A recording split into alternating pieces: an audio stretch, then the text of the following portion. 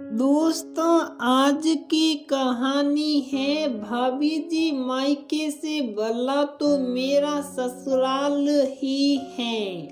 दोस्तों, कहानी शुरू करने से पहले अगर आपने हमारे चैनल को सब्सक्राइब नहीं किया है तो सब्सक्राइब कर लीजिए ताकि आपके पास पहुंचे हर नया वीडियो। आज बड़े सालों बाद तीनों पक्की सहेलियां एक साथ बैठकर कॉफी का आनंद उठा रही थी कि तभी अचानक नीरू के चेहरे पर उदासी छलक जाती है जिसे मीनाक्षी भाप लेती है। नीरू की उदासी देखकर मीनाक्षी पूछ देती है, क्या बात है नीरू, तू इतनी उदास क्यों है? इतने अरसे बाद हम सब इकट्ठा हुए हैं और तू है कि यूं मुंह लटका के बैठी है। बताना नीरू, क्यों तेरे चेहरे पर मायूसी छाई है? वहाँ मीनाक्षी के साथ सलोनी भी बैठी हुई थी। उसने भी मीनाक्षी की हाँ में हाँ मिलाते हुए नीरू से जिद करने लगती है, प्लीज बताना नीरू क्या हुआ? तू तो शादी के पहले बिल्कुल ऐसी नहीं थी, दिल खोल कर जीती थी और कभी तेरे चेहरे पर ये उदासी नहीं दिखी। ससुराल में सब ठीक है ना नीरू? अब्बू जी से कोई कहा सुनी हो गई क्या नीरू? बोल ना यार, कुछ बोल, ऐसे खामोश मत हो प्लीज।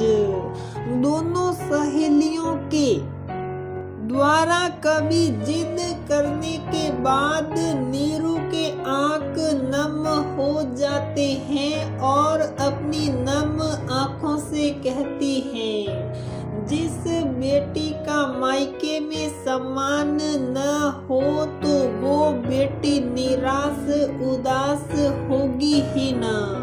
क्या बकवास कर रही है नीरू? मीनाक्षी गुस्से से कहती है, तेरे माँ बाबा भाई बहन सब तेरा कितना ध्यान रखते हैं। तेरे परिवार जैसा तो कोई दूसरा परिवार नहीं देखा मैंने यार।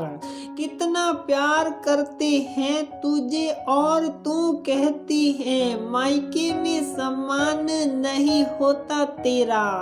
बावरी हो गई है तू नीरू।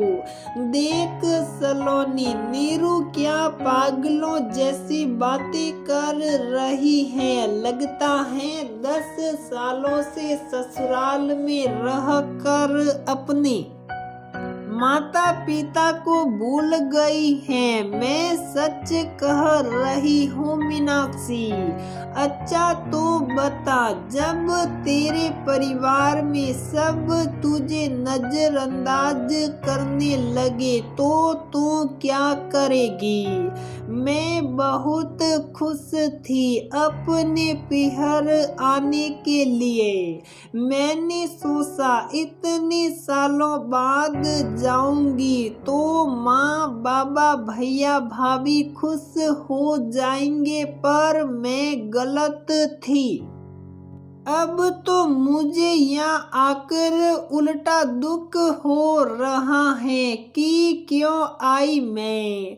शादी के बाद कितना कुछ बदल जाता है। असली मायने में आज मैंने जाना, शायद ये वक्त का बदलाव हो। बेटियां शादी के बाद सच में पराई हो जाती हैं और खासकर 10-12 सालों बाद ऐसा बर्ताव किया जाता है जैसे आप कोई मेहमान हो या मत बैठो या मत सोओ, ये मत सुना। इन सब के साथ अब बातें भी छुपाई जाने लगी हैं। सच में बहुत रोना आता है मुझे ये सब देखकर सलोनी।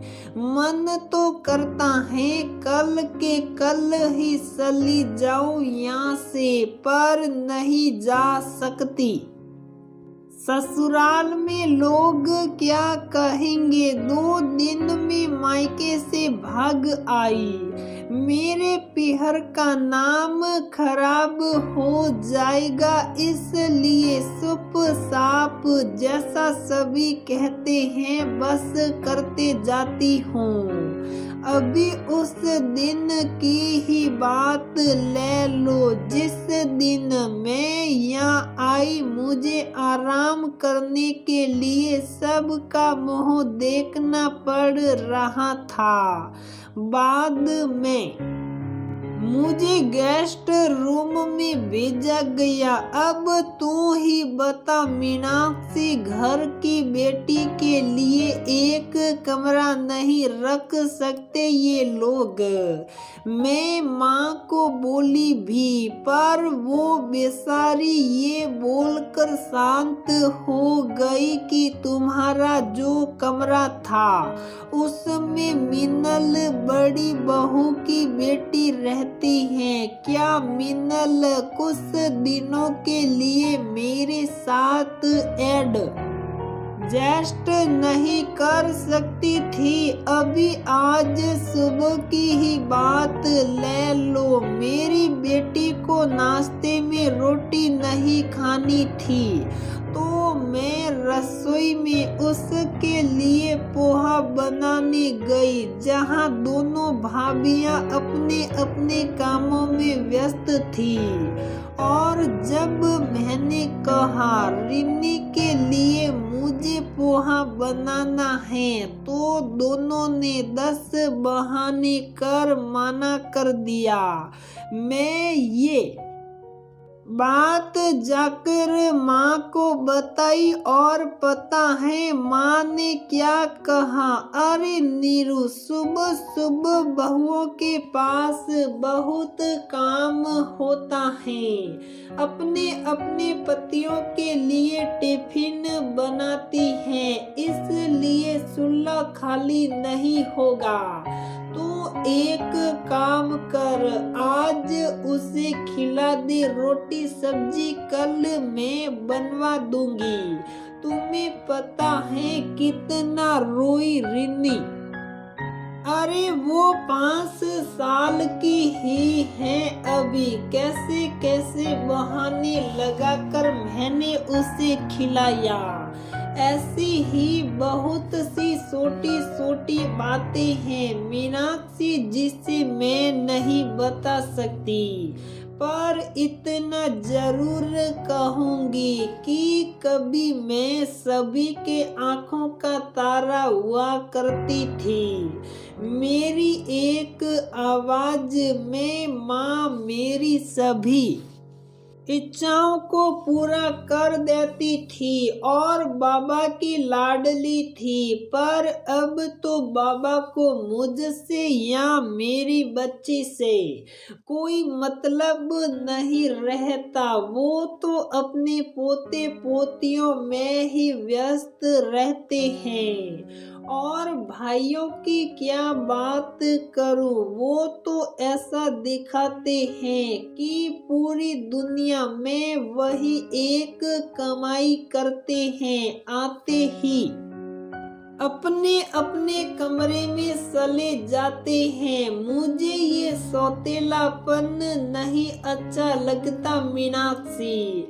माना मैं इतने सालों बाद आई हूँ, पर इसका अर्थ ये थोड़ी ना होता है कि आप अपनी बेटी को ही भूल जाए। अब तुम दोनों ही बताओ, मैं उदास नहीं रहूं तो और क्या करूं? मीनाक्षी और सलोनी नीरू के कंधे पर हाथ रखते वे कहती हैं मुझे नहीं पता था कि तेरे साथ ऐसा हो रहा है। बहुत दुख होता है मुझे भी सुनकर नीरू। सासा सासी को ऐसा नहीं करना चाहिए, वो तो माता पिता हैं, उन्हें और ज्यादा खुशी होनी चाहिए कि इतने सालों बाद बेटी अपने मायके आई है, तो पूरा ख्याल रखना चाहिए और भाभीियों को भी तुम्हारी खुशी के बारे में सोचना चाहिए था। मेरे साथ ऐसा होता तो मैं कभी नहीं आती अपने मायके।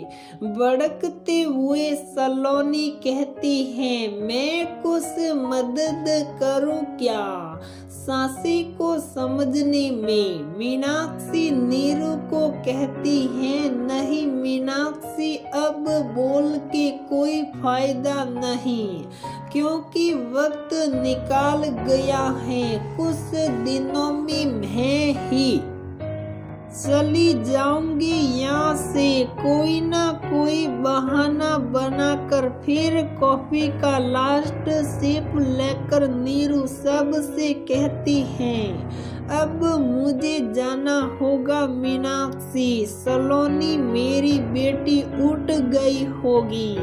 और फिर दोनों से गले मिलकर चली जाती हैं।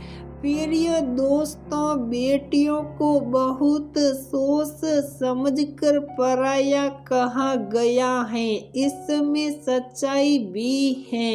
एक वक्त के बाद मायके में बेटियों का स्थान कम आंका जाता है। शायद ये संसार का नियम ही हो।